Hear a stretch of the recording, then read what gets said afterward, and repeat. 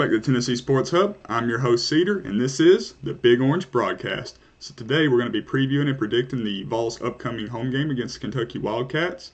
At the end of the video, I'm going to be providing my alternate spread, the one I'll be taking for the game, and then I'll be giving the odds for the exact opposite pick if you feel like you should go against me. Let's do this. So first, I wanted to compare the offenses overall. For Kentucky, they're averaging around 26.4 points per game. 373.7 yards of offense. They're 42% on third down, 69% on fourth, and around 80% in the red zone, which is tied for 87th in the country. It's not great. They've only had 30 attempts in the red zone. They've scored 24 times, 17 touchdowns, 7 field goals. They fumbled the ball 12 times and lost 6 of them. That's tied with us. They've thrown 6 interceptions on the year. That's tied for 66. And they've allowed 26 sacks, which is 125th in the country. That's not great. I look for our defense to get a lot of pressure on Will Levis in this game. But for the Vols, we're averaging around 50.14 points per game. That's number 1 in the country. We have 571.7 yards per game. That's also first in the country. We're around 51% on third down, 70th on fourth down. That's both top 25 in the country. 94% in the red zone, which is 4th best. We've had 39 trips. We've scored on 37 of them. 31 touchdowns and 6 field goals. Just like the Cats, we've had 12 fumbles and lost 6, which is tied for 86 in the country. We've thrown 2 interceptions, and we've given up 11 sacks for only 51 yards. I think that Kentucky's allowed on their 26 sacks around 181 yards lost. I meant to put that in here, but I'll be sure to do that in the next one. Next, I think we will take a look at the defenses for both. So for Kentucky, they are allowing 16.43 yards per game, which is ninth best. Yards per game, points per game, which is ninth best in the country. 295.4 yards per game, which is 14th best in the country. But they have the ball for the vast majority of the game on offense. We have to keep in mind that their defense isn't actually that great at stopping other teams because they're keeping the ball for the majority of the game. It's hard to have a lot of yards when you're getting very limited possessions. But with that said, their opposing teams only have 30.85% completion or conversion rate on third down, which is 20th best in the country. 40% conversion rate on fourth down, which is 25th best in the country. And then when they get in the red zone, their opponents only score even a field goal 78.6% of the time, which is 37th best in the country. They forced 8 turnovers, 6 interceptions. They've had 3 forced fumbles, but they only recovered 2 of them. As a defense, they've got 10 total sacks for 70 yards. And compared to Tennessee, we have 23.14 points allowed per game. That's 50th best in the country, which is actually really good. It looks like we're bad, but opposing teams get so many possessions because we score so fast, and we're only allowing 23.14 points a game. We're having 420.6 yards per game of offense, allowing. We're 32.67% on third down as far as that's how often the opposing team converts. 47.37% of the time the opposing team will convert on fourth down, and they only convert 73% of the time in the red zone. That's 13th best in the country. We forced 13 turnovers, 6 of them interceptions, 7 recovered fumbles on our 8 forced fumbles. As a defense, we've sacked opposing quarterbacks 17 times for a combined 123 yards. But with that said, I don't think it's going to be a really heavy running game. I think it's going to be probably a battle between the quarterbacks. So we're going to take a look at them next. For Kentucky's Will Levis on the season, he's got 114 completions, 164 attempts. That's right around 70%. He's got 1,600 yards, around 1,635 yards exactly, right around 10 yards average, 13 touchdowns, 5 interceptions. So he's not really scoring that many touchdowns, but they don't need to because they're not high-scoring games. He's got a 173.3 rating. Now, this rushing looks awful, but you got to keep in mind he's taking a lot of sacks, and he's not a rushing quarterback. So it says 37 attempts for negative 31 yards and 2 touchdowns with a negative .84 average, but he's eaten 26 sacks on the season. It's hard to rush for any kind of yards when you're not a scrambling quarterback and you're taking 26 sacks in 7 games. But for Hendon Hooker, he has 137 completions on 194 attempts, right around 70%, 2,093 yards. He's averaging 10.8 per completion. He has 18 touchdowns and 1 interception. I don't look for him to throw an interception on Saturday. Maybe Levis will, but I really don't think so. I think he's going to be pretty conservative, try to manage the clock and the game as much as possible to give Kentucky a fighting chance. But Hendon Hooker has a 190.8 passer rating. He has rushed the ball 63 times for a total of 315 yards and 3 touchdowns, and he's averaging 5 yards a carry. But with that said, now that we've kind of laid out the stats for the quarterbacks, let's look at who they're going to be targeting all day long. For Kentucky, the game plan is going to revolve around Chris Rodriguez. If they can't get the run going, Will Levis is going to be in trouble. But on the season, he has 72 carries for 395 yards and 3 touchdowns. Their other running back, his name is escaping me right now, he has about the same amount of carries and about the same amount of yards. It's really a 50-50 split here on who's running the football, but Rodriguez has more touchdowns. And when they're in the red zone, he's going to be getting the ball.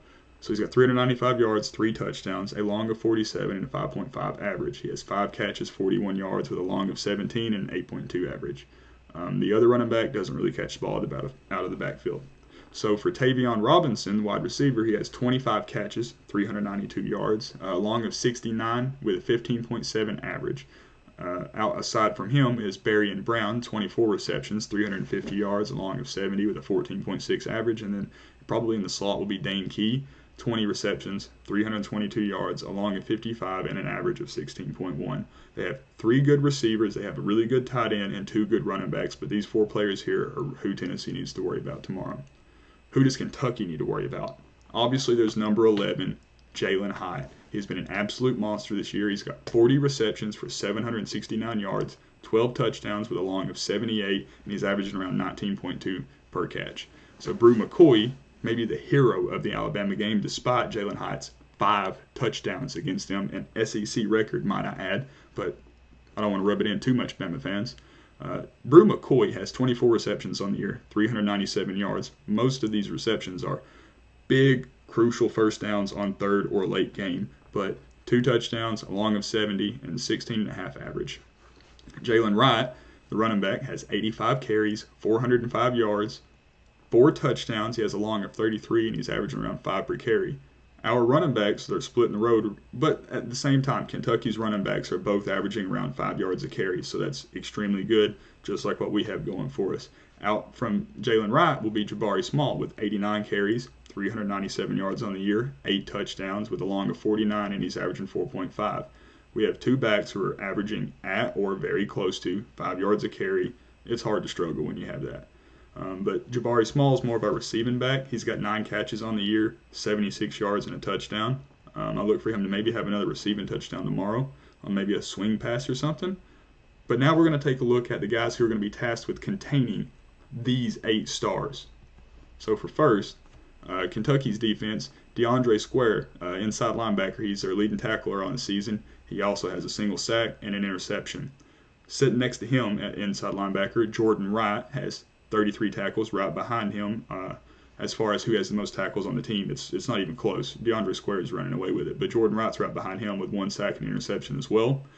Carrington Valentine, really good in coverage, and he's also really good against the run as well. He's got 24 tackles, a sack as a cornerback. He has 7 pass breakups and interception this year. Keidron Smith, another really good defensive back that's pretty good against the run, has 19 tackles on the season, 4 pass breakups, and an interception. But for Tennessee, we have Trayvon Flowers, our leading tackler, who has, as a defensive back, might I add, 40 tackles, 1 sack, 2 interceptions, and a forced fumble. Aaron Beasley's been banged up a little bit this year, but I look for him to be crucial tomorrow in stopping Kentucky's rushing attack. He has 39 tackles, 1 pass breakup, and a fumbled recovery. Right next to him is Jeremy Banks, who has 29 tackles, a pass breakup, a forced fumble, and a fumble recovery on the season.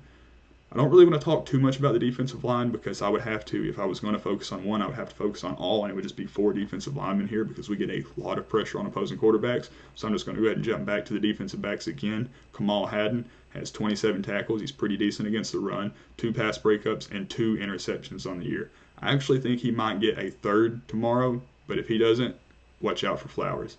If Will Levis throws a pick, it's going to be to one of them. So next, we're going to take a look at the special teams in case it is a heavy rushing game and maybe it's low scoring and maybe field goals matter more than they normally do, or maybe it's like Bama and somehow Kentucky can keep up with us and we need to rely on the field goal at the end even though it's a high scoring game.